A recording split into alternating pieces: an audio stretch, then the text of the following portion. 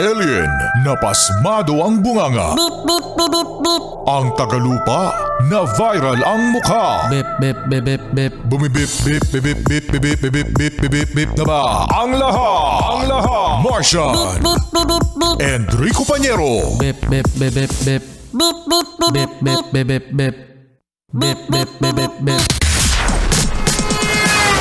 Titilaok!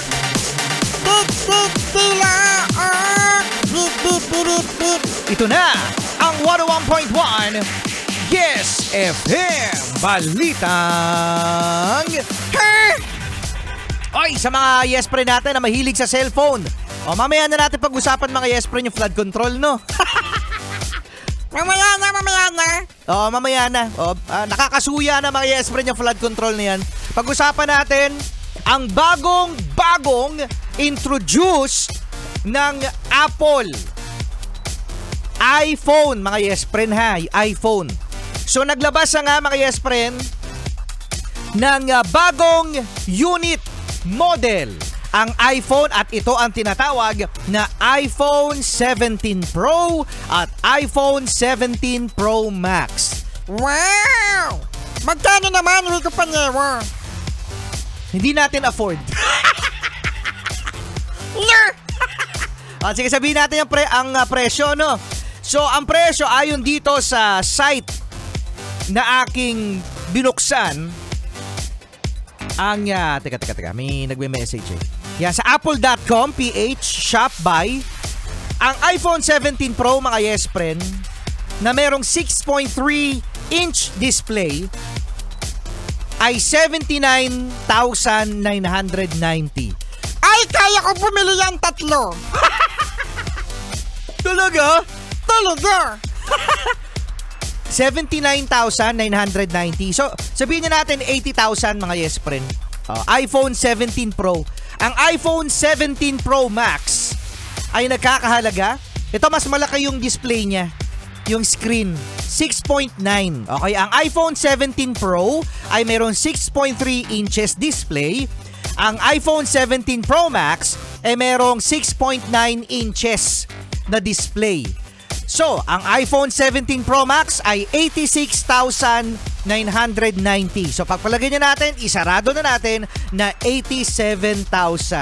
Kaya ko bumili yan. Ilan? Sa panaginip. Sa panaginip na lang. Mahal, no? Pero ito mga yes friends, speaking of iPhone, ang iPhone kasi ay nagiging status quo ng isang tao. Kapag naka-iPhone, anong sabi, Martian, kapag naka-iPhone yung isang tao? Wow, Nepo Baby! Anong Nepo Baby?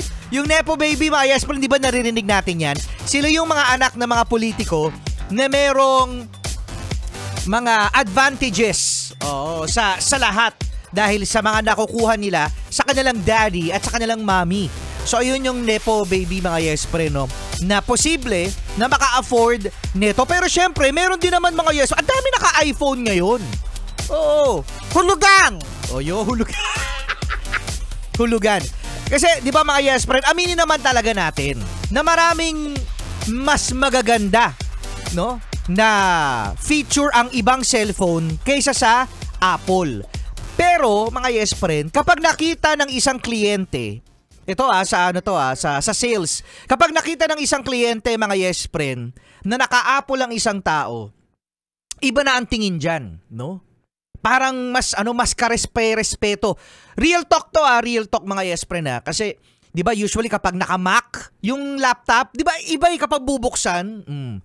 Pagkatapos, 'di ba nakaupo kayo. Anong susunod na sasabihin, Martian? Open-minded ka ba? Magre-recruit lang pala, no? Iba talaga mga yes friend kapag naka-iPhone. At in fairness naman, maganda rin naman ang features ng iPhone. At ang kagandahan kasi, ang choice ng isang tao ay depende sa cellphone. What if kung wala kang budget? Di ba? 6,000 pesos, 4,000 pesos nga na cellphone. Goods na eh. Pero kung ang inyong tatanungin mga yes friend, ako goods na ako sa mid-range na cellphone. Ang mid-range na cellphone mga yes friend, ang presyo neto ay naglalaro sa 19,000 to 23,000. O, papalagay na natin, gawin na natin 25,000. Ayan ang mga mid-range phone na lumalaban na mga yes friend sa flagship. Ibig sabihin, nandun na yung gusto mong bilis, nandun na yung gusto mong ganda ng camera, nandun na rin yung gusto mong ganda ng features. So kung meron kayong budget mga yes friend, sige lang, go lang. Kasi wala namang pumipigil, lalong-lalo na kapag pinaghirapan mo. Bakit di na din yung pinaghirapan mo? Kasi iba, di ba, bumibili ng mga mamahalin, mga luxury items, pagkatapos hindi naman nila pinaghirapan. Wala kayang ganun. Walang ganun. Sino kaya mga yes friend sa mga kaibigan nyo ang makakakuha netong bagong iPhone 17 Pro at iPhone 17 Pro Max? Siyempre, yung may kapit. Grabe ka naman maka-judge. Afford naman eh. Talaga. Request me banana.